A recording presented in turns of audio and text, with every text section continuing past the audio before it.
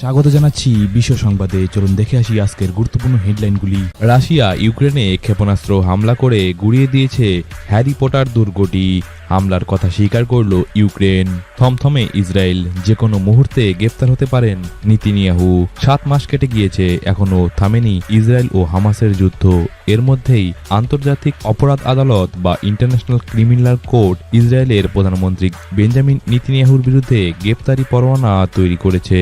জার্মানিতে কুপিয়ে খুন করা হলো ইউক্রেনের 2 সেনাকে। গ্রেপ্তার রাশিয়ার এক নাগরিক। ভারতের লোকসভা ভোট চলাকালীন বিভিন্ন বিষয় নিয়ে ওয়াশিংটনের সঙ্গে চাপের কূটনীতি লেগেই রয়েছে ভারতের। বিদেশের মাটিতে খালিস্তানি জঙ্গি নেতা গুরপত সিং পান্নুর হত্যা ষড়যন্ত্রের কৌশল নিয়ে গতকাল আমেরিকার প্রথম সারির দৈনিক দ্য ওয়াশিংটন পোস্ট সুবিশাল রিপোর্ট প্রকাশ করার পর অস্বস্তি যেন আরও বেড়েই চলেছে। বাক স্বাধীনতার অপব্যবহার করেছেন, আদালত অবমাননার অভিযোগে জরিমানা হলো ট্রাম্পের জরিমানা হলো প্রায় $9,000।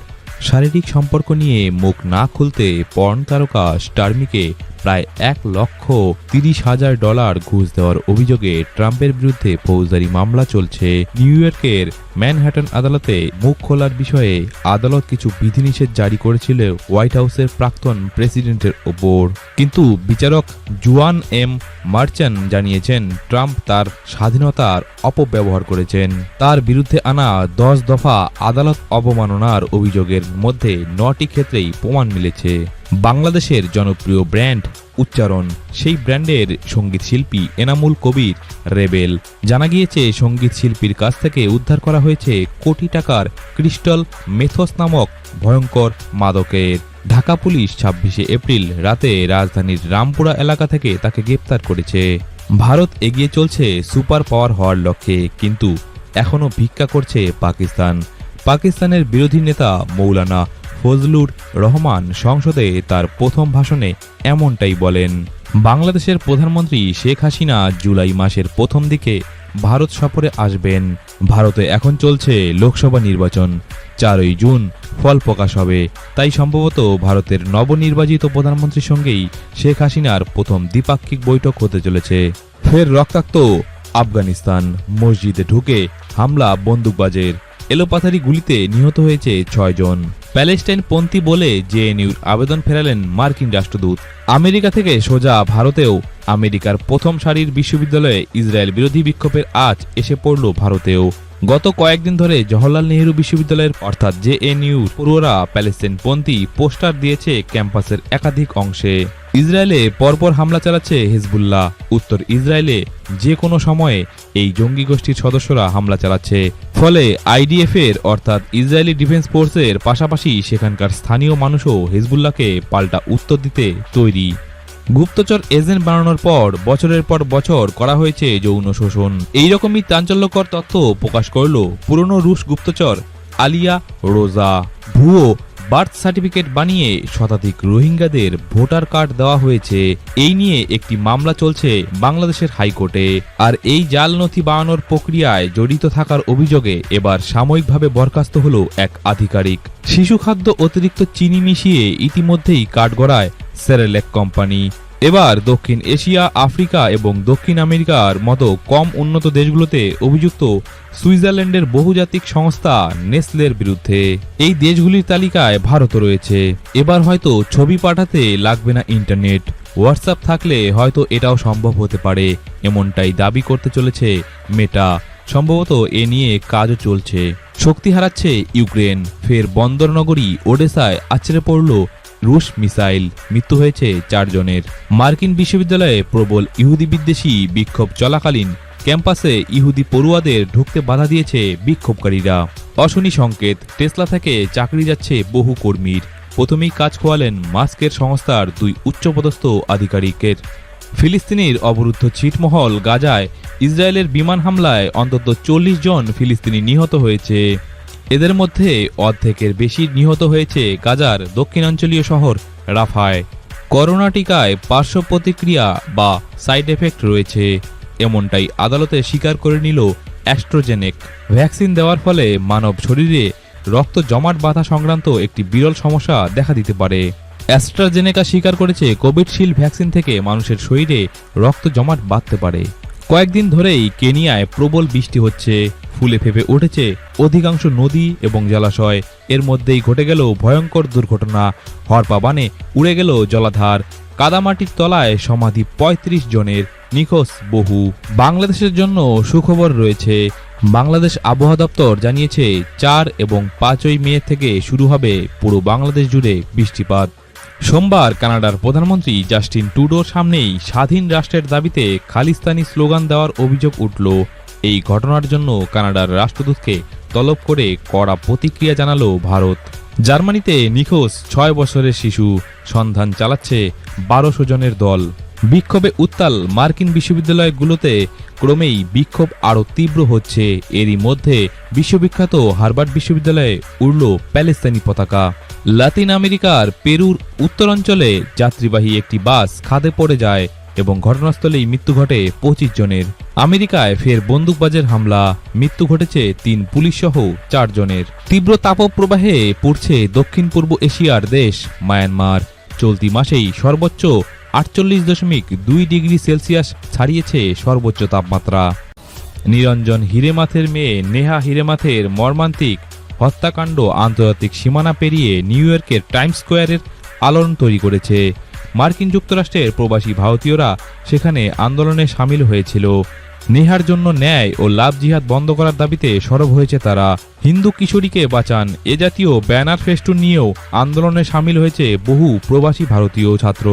১৮ এপ্রিল কর্ণাটকের হুবলির বিভিবি কলেজ ক্যাম্পাসে ২৩ বছরের MCA প্রথম বর্ষের ছাত্রী নেহা হিরেমাথকে নির্মমভাবে খুন করা হয়েছিল। প্রতিবেদনে বলা হয়েছে যে এই কলেজের প্রাক্তন ছাত্র ফায়াজ খন্দু নাইক নেহাকে আক্রমণ করেছিল। হত্যার মূল কারণ হিসাবে নেহার বাবার দাবি এটা লাভ জিহাদ। এটি এমন একটি শব্দ যা কেউ কেউ হিন্দু নারীদের ইসলামে ধর্মান্তরিত করার বাধ্য করার ব্যবহৃত সম্পর্ক বর্ণনা করার জন্য এটা ব্যবহার করে। ইসরায়েলের উদার প্রস্তাব মানা উচিত হামাসের, এমনটাই দাবি করলেন ব্লিংকেন। যুদ্ধের জেরে আরও অবনতি হচ্ছে প্যালেস্তাইনের মানুষজনের অবস্থা। রবিবার গভীর রাতে চলা ইসরায়েলি হামলার জেরে এখনও পর্যন্ত রাফায় নিহত হয়েছে ২৫ জন, যাদের মধ্যে রয়েছে বহু মহিলা ও শিশু। যদিও প্যালেস্তাইনের হামাস পরিচালিত স্বাস্থ্য মন্ত্রকের দাবি গত ২৪ ঘন্টায় নিহত হয়েছে ৬৬ জনের। এরই মধ্যে রিয়াদের একটি সভায় আমেরিকার বিদেশ সচিব অ্যান্টনি ব্লিংকনের দাবি যুদ্ধবিরতির পথে একমাত্র বাধা সৃষ্টি করছে হামাস। ইসরায়েলের উদার প্রস্তাবনা মেনে নিলেই এই ইসরায়েলের উদার প্রস্তাব মানা উচিত হামাসের। ভারতে চলছে লোকসভা নির্বাচন এবং আপনি কি জানেন পৃথিবীর সবথেকে বেশি নির্বাচন হবে এই ২০২৪-এ। এছাড়া নির্বাচন নিয়ে আরেকটি গুরুত্বপূর্ণ তথ্য হচ্ছে অনেক দেশে এটা বাধ্যতামূলক এবং অনেক দেশে এই ভোট স্বেচ্ছাধীন। বিশ্বে এমন ১৯টি দেশ রয়েছে যেখানে ভোট দেওয়া নাগরিকের বাধ্যতামূলক। সেরকম দেশগুলির মধ্যে রয়েছে অস্ট্রেলিয়া, আর্জেন্টিনা, ব্রাজিল, বেলজিয়াম, চিলে, সাইপ্রাসের মতো দেশগুলো, যেখানে আপনি ভোট না দিলে আপনাকে শাস্তির মুখেও পড়তে হতে পারে। ইসরায়েলকে থামাতে পারে একমাত্র যুক্তরাষ্ট্র, এমনটাই বললেন ফিলিস্তিনি প্রেসিডেন্ট মাহমুদ আব্বাস। এবার বড়সড় যুদ্ধে জড়াতে পারে মিয়ানমার। থাইল্যান্ডের সীমান্তবর্তী গুরুত্বপূর্ণ একটি এলাকা দখল করেছে মিয়ানমারের জান্তা শাসন বিরোধী বিদ্রোহী গোষ্ঠী কারেন ন্যাশনাল ইউনিয়ন। যুক্তরাষ্ট্রের সেন্ট লুইসে অবস্থিত ওয়াশিংটন ইউনিভার্সিটিতে চলমান ইসরায়েল বিরোধী বিক্ষোভে শিক্ষার্থীদের সঙ্গে একাত্ম হয়ে যোগ দিয়েছিলেন জিল সেইন্ট। যুক্তরাষ্ট্রের আগামী প্রেসিডেন্ট নির্বাচনে তিনি বামপন্থী দল গ্রিন পার্টি থেকে জো বাইডেন ও ডোনাল্ড ট্রাম্পের বিরুদ্ধে লড়াই করবেন। ওই বিক্ষোভ থেকে তাকে গ্রেপ্তার করেছে পুলিশ। কাঙাল পাকিস্তান ফের বাড়ালো ভিক্ষার হাত। প্রধানমন্ত্রী শরীফ IMF এর কাছে জানালো নতুন দাবি। ফিলিস্তিনে গাজায় চলমান ইসরায়েলের বিরুদ্ধে বিক্ষোভের জেরে স্নাতক অনুষ্ঠান বাতিল করল মার্কিন বিশ্ববিদ্যালয়। নাইজেরিয়ার উত্তর পূর্বাঞ্চলে শনিবার স্থলমাইন বিস্ফোরণে ১১ মিলিশিয়া যোদ্ধা নিহত হয়েছে। মন্ত্রিসভায় রদবদলে উপপ্রধানমন্ত্রীর দায়িত্ব হারানোর পর অনেকটা আকস্মিকভাবে পদত্যাগের ঘোষণা দিয়েছেন থাইল্যান্ডের পররাষ্ট্রমন্ত্রী পার্নপি বাহিন্দা নুকারা। খালিস্তানি সন্ত্রাসবাদী পান্নুনকে হত্যার সুপারিশ দিয়েছিল অফিসার, এমনটাই দাবি করল মার্কিন এক সংবাদ মাধ্যম। পাকিস্তানের দক্ষিণ পশ্চিমাঞ্চলীয় প্রদেশ বালুচিস্তানের রাজধানী কোয়েটা সহ কয়েকটি জেলায় ভারী বৃষ্টিপাত এবং বজ্রপাত ও শিলাবৃষ্টির কারণে 22 জনের মৃত্যু ঘটেছে। বাংলাদেশের ভোট গণনা কেন্দ্রে তুমুল অশান্তি, পুলিশের গুলিতে নিহত হয়েছে একজন। আগামী 50 বছরে বিশ্বের শীর্ষ দেশগুলোর মোট অর্থনীতি হবে $235 ট্রিলিয়ন, যার মধ্যে প্রায় $50 ট্রিলিয়ন থাকবে মুসলমানদের হাতে। গোল্ডম্যান শাহ অনুমান করেছে 2075 সালের মধ্যে বিশ্ব অর্থনীতি কেমন হবে। 2075 সালের মধ্যে 4টি মুসলিম দেশ বৃহত্তম অর্থনীতি হিসাবে আবির্ভূত হবে। ড্রোন উৎপাদনে পশ্চিমের নিষেধাজ্ঞাকে বুড়ো আঙুল দেখিয়ে ইরান তৈরি করছে প্রচুর পরিমাণে ক্ষেপণাস্ত্র এবং ড্রোন। তীব্র গরমে পড়ছে ফিলিপিন্স, দেশে মাত্রা ছাড়িয়েছে 50 ডিগ্রি সেলসিয়াসের। কানাডার প্রধানমন্ত্রী জাস্টিন ট্রুডোকে দেখে খালিস্তানি জিন্দাবাদ স্লোগান, হাসি মুখে শিখদের অনুষ্ঠানে হাজির কানাডার প্রধানমন্ত্রী। বাংলাদেশে রাত 11টার পর বন্ধ করতে হবে রাস্তার ধারে চলা চায়ের দোকানগুলো, এমনটাই নির্দেশ দিল বাংলাদেশের পুলিশ কমিশনার। মার্কিন যুক্তরাষ্ট্রের দক্ষিণাঞ্চলীয় সমভূমিতে ডজন খানেক টর্নেডোর তাণ্ডবে 4 জনের মৃত্যু ঘটেছে। বিশ্বের বৃহত্তম বিমানবন্দর গড়ার পথে দুবাই। আল মাকতুম আন্তর্জাতিক বিমানবন্দরের বিপুল যাত্রীর ধারণ ক্ষমতা সম্পন্ন একটি টার্মিনাল নির্মাণের মধ্য দিয়ে বিশ্বের সবচেয়ে বড় বিমানবন্দর গড়তে চলেছে আরব আমিরাতের দুবাই। কম্বোডিয়ার একটি সামরিক ঘাঁটিতে অস্ত্রাগারে বিস্ফোরণ ঘটে 20 জন সেনা নিহত হয়েছে। ইরান সরকারের সমালোচনা করে গান, তার জেরে ইরান সরকার মৃত্যুদণ্ড দিয়েছে এক র্যাপ গায়ককে, যার নাম তোমাস সালেহি। দেশে লুকিয়ে থাকা আফগানদের অর্থাৎ আফগানিস্তানের বাসিন্দাদের ফেরত পাঠাতে যাচ্ছে পাকিস্তান, চলছে খোঁজ।